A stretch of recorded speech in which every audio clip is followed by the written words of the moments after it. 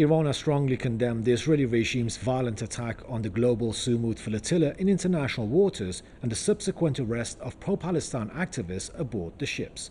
Foreign Ministry spokesman Ismail Baghai said the flotilla's sole goal was to break Israel's inhumane siege of Gaza and stop the genocide of Palestinians.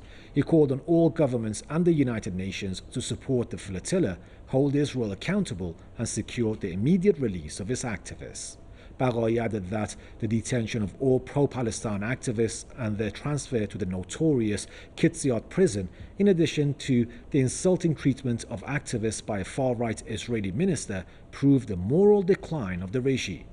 Slamming the United States and some Western states for supporting Israel, Baghai stressed that all governments are legally and morally responsible for stopping the genocide in Gaza and bringing its perpetrators to justice.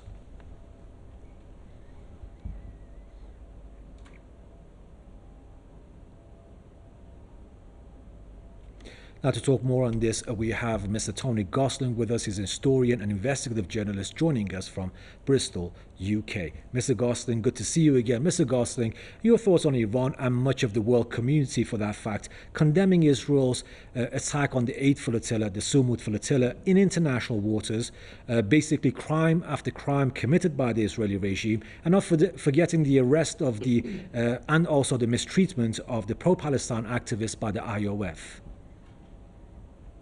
Well, on Thursday when this was happening, there was a massive news story here in Britain which wiped it out of the news. So very few people in Britain have even seen maybe just a little tiny clip on their television screens about what happened to the flotilla.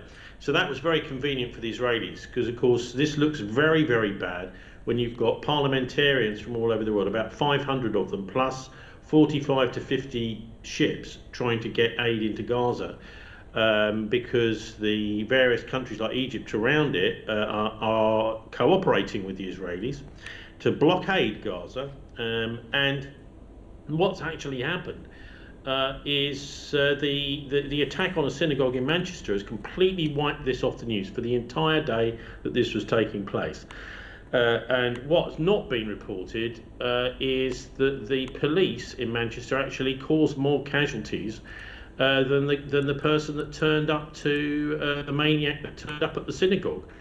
So you can see there's an enormous amount of news manipulation going on to try and turn these bad news stories for Israel, like the flotilla, into a good news story for Israel, and big protests all over the British press, and particularly, by the way, the Rupert Murdoch press, in the UK. But as I suppose we should think ourselves lucky in some ways, because people have been killed on previous flotillas over previous years. And I think my hat goes off to Greta Thunberg for going on this one, because I think it's the press attention that this has brought her in parts of the world to the flotilla, which is one of the reasons why the Israelis have not felt able to just simply attack, massacre, shoot down from helicopters, etc., onto these ships and kill people in the process of taking them over. But all in all, I think there's been an absolutely appalling time for the Israeli image in the world press.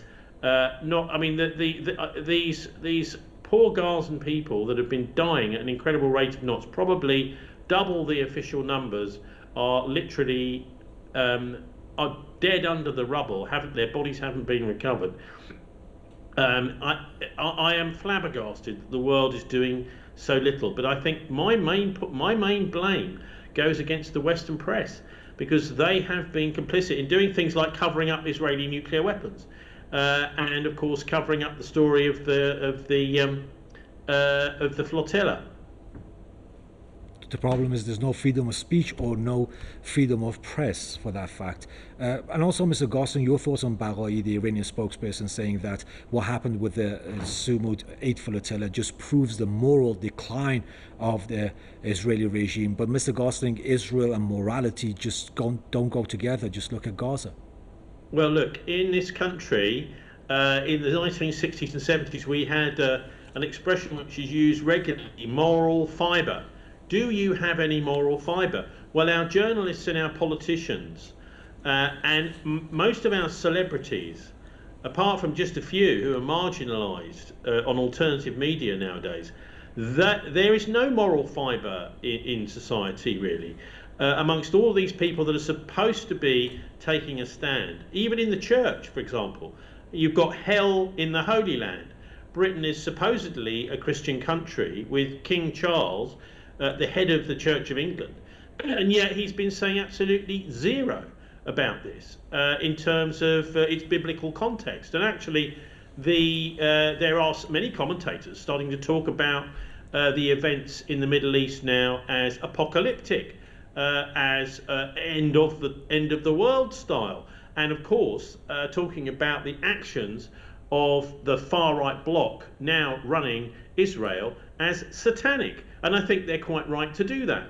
If this is absolute elemental evil that they've been perpetrating, and yet there is no moral fibre within the British Church of England. A little bit, right. Some of it coming from the Catholics, a little bit, much more, of course, from the original church, and that's called the Orthodox Church. That's the Russian and Greek Orthodox and Eastern European Orthodox Church. They have been making a bit of a fuss, but it seems as if there is no moral fibre left in the West. And of course, if you look at the axis of evil, they always like to use this phrase.